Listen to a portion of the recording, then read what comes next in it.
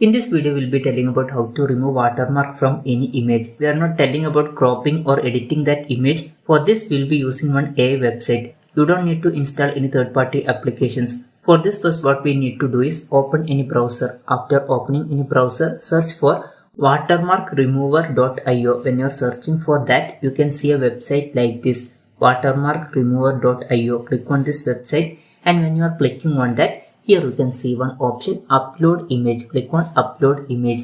When you are clicking on that, you will reach your gallery. From gallery, select the image which is having watermark. For example, I am selecting this image. Here you can see watermark.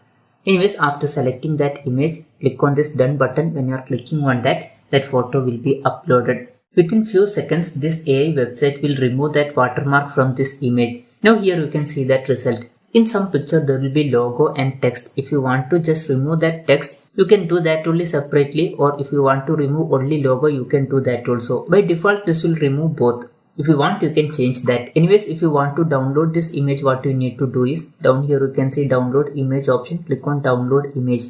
When you are clicking on that, this image will be downloaded. Now downloading is completed and I am opening this image.